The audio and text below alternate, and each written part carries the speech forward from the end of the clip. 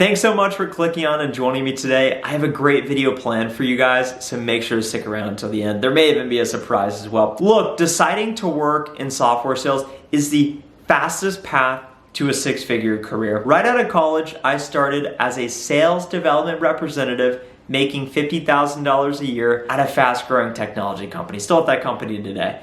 Fast forward 3 years, I'm now an account executive making $160,000 a year. As soon as I promote to the next level account executive at the start of 2022, I'll be making $200,000 a year. In today's video, we're talking about what is an enterprise software sales account executive and why is it so lucrative. The reason it's so lucrative is because as soon as you promote from an account executive to an enterprise account executive, at my company, the average enterprise AE is making between $250,000 and $400,000 each and every year, with a great work-life balance as well, because you're not selling your soul working in technology. And I'll get into what that means in today's video.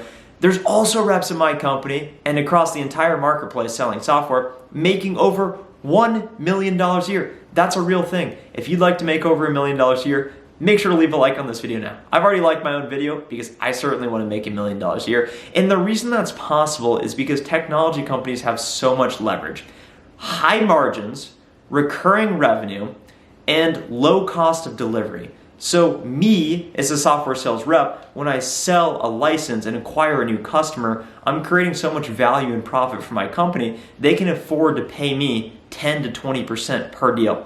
So if I sell $2 million a year, I'm making between 10 and 20% of that on top of my base, which is going to be quite large as well. Let's start off by talking about what is an enterprise software sales rep. And my perspective on this is someone who's worked in the industry for about 3.5 years.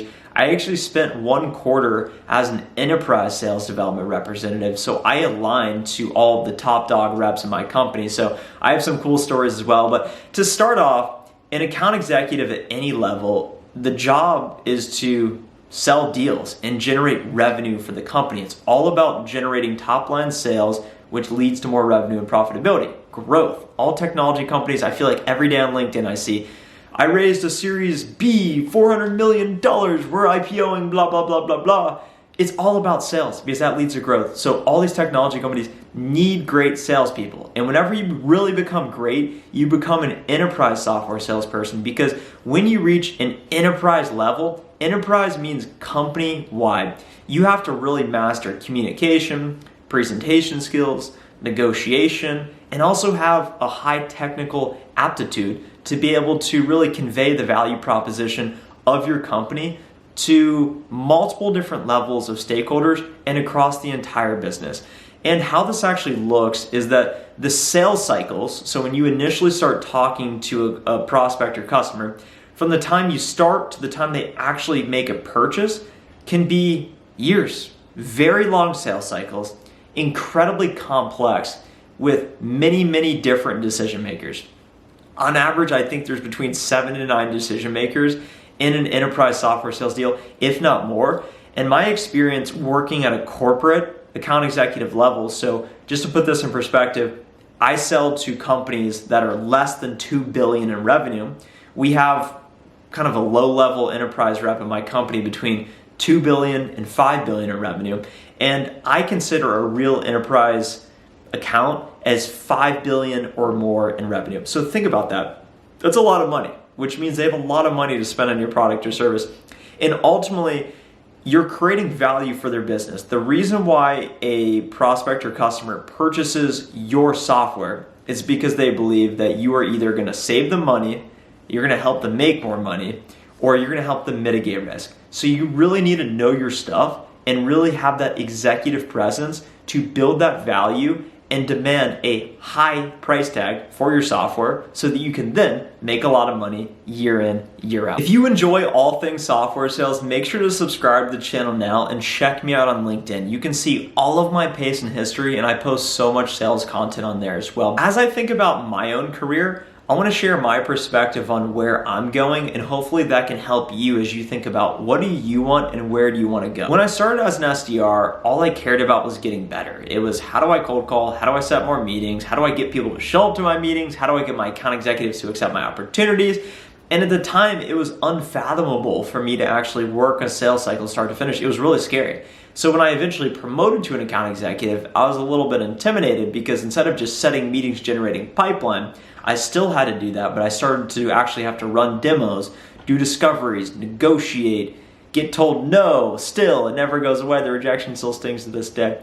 But I learned slowly but surely, drinking from a fire hose, how to close deals, how to build these skills. And now I feel really confident. And something I'm actually scared of is that enterprise motion, because I have 2,700 accounts, companies in my book of business.